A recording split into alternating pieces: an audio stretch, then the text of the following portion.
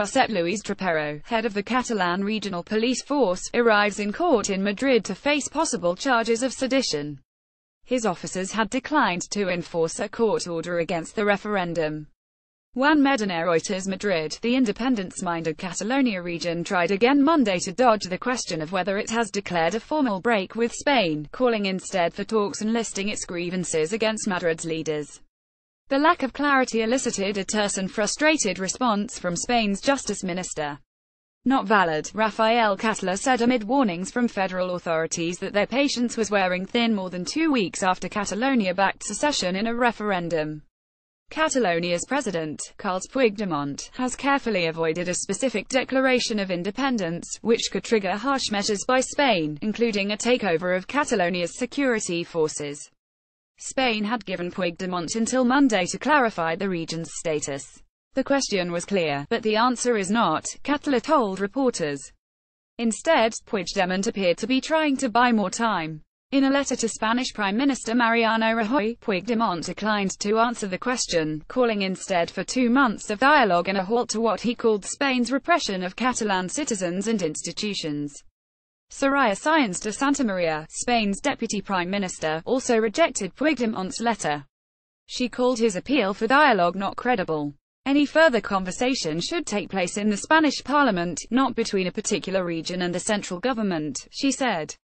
She gave Catalan authorities a second deadline, Thursday, to return to obeying Spanish law. In his response to Puigdemont on Monday, Rajoy expressed much of the same sentiment as Sáenz de Santamaría.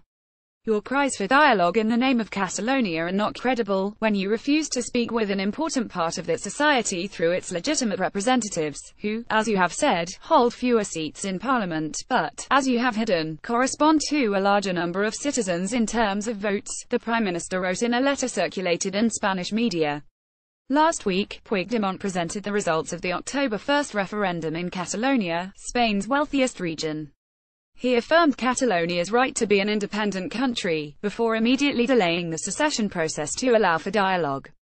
Spain's constitutional court, meanwhile, declared the referendum illegal. Fewer than half of Catalan residents participated in the vote, but the vast majority of those who did voted for independence. The suspension of the political mandate which arose from the polls on October 1 shows our firm will to find a solution and not confrontation, Puigdemont wrote in the 4-page letter to Rajoy. Our proposal of dialogue is sincere and honest, he continued. Thus, for the next 2 months, our main objective is to urge dialogue and that all those international, Spanish and Catalan institutions and personalities who have expressed their will to open a path to negotiations have the chance to explore it. The letter concluded, with goodwill, recognizing the problem and looking each other in the face, I am sure we can find a path to the solution. The letter arrived in Madrid hours ahead of a scheduled appearance by 4 people before the High Court to face possible charges of sedition in relation to the referendum. Josep Luis Trapero, head of the Catalan police force, was among those in court. His officers had declined to enforce a court order to prevent the referendum. On Monday afternoon, the High Court released Trapero but prohibited him from leaving the country and mandated another court appearance in 15 days. Prosecutors had requested the much harsher sentence of prison time without bail. Rajoy had said he would begin invoking Article 155 if Puigdemont did not return to the legality of the Constitution.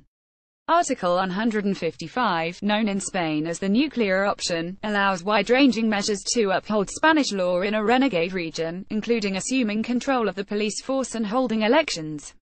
In Spain, a growing number of voices are calling for new elections in Catalonia to replace the sitting government. In Barcelona, the seat of the Catalan government, the predominant view is still that the region can achieve independence or greater autonomy. My government's priority is to intensively seek the path to dialogue, Puigdemont wrote in his letter. We want to talk, just as strong democracies do, about the existing problem that the majority of the Catalan people want to continue the path as an independent country in the European framework. How an independent Catalonia would fit into a European framework remains an open question. For the moment, officials across the European Union have mostly sided with Madrid, seeking to stave off a wave of separatist movements in the already embattled 28-state bloc.